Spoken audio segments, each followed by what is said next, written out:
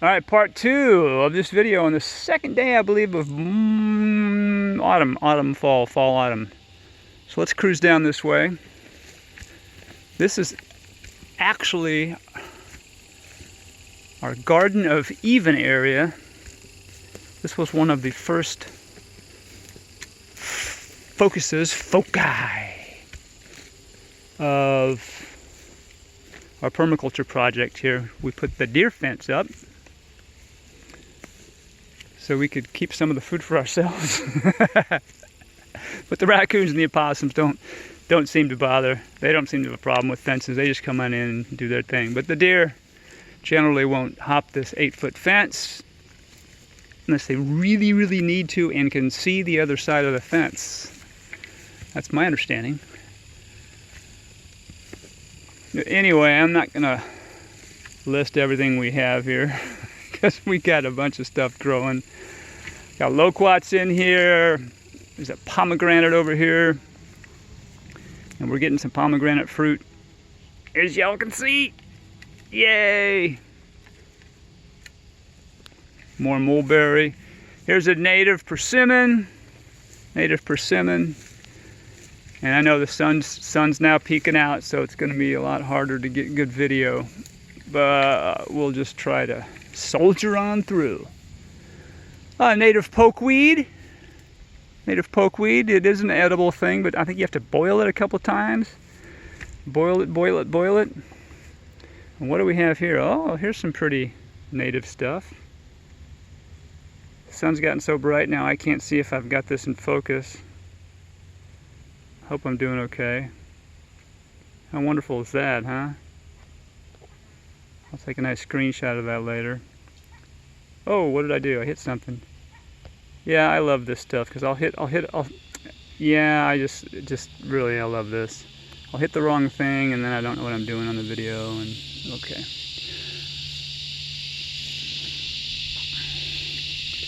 Back through the jungle. And keep in mind, this was 4 years ago.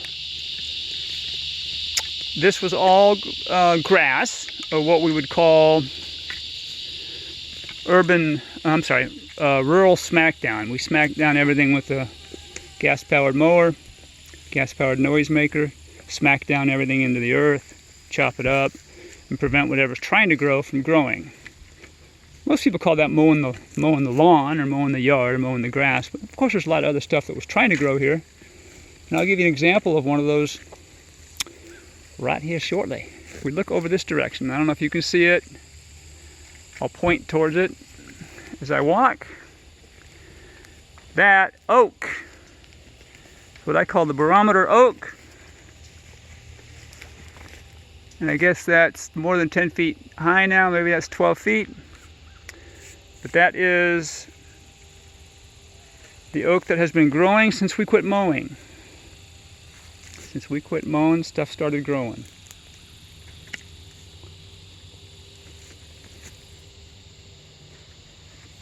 Mosquito, go. Blah!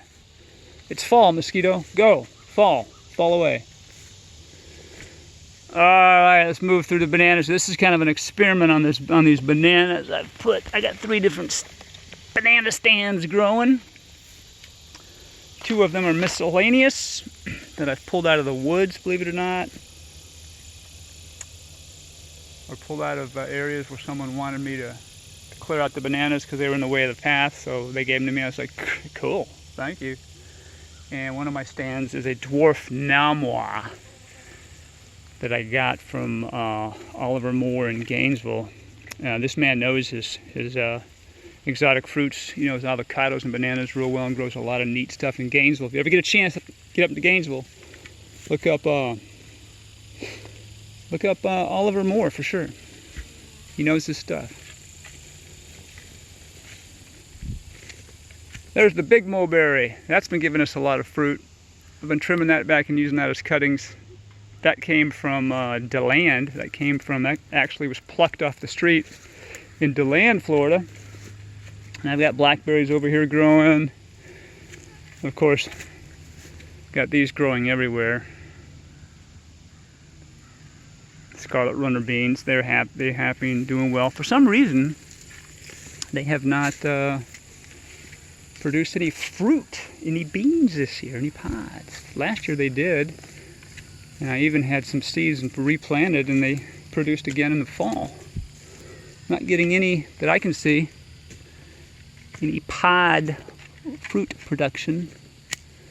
Oh, hey birds, scaring the birds. You know, I'm friendly. I'm friendly to butterflies and bees and birds and all that stuff. You guys just do your thing. Do your important work. I'm good. All right, we're about through.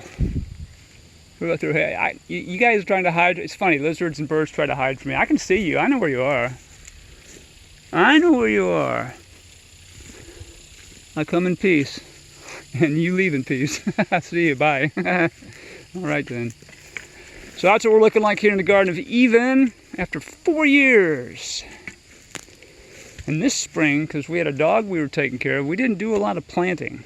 Most of what I've been doing recently is path maintenance. So, all right, we'll stop part 2 and we'll go to part 3.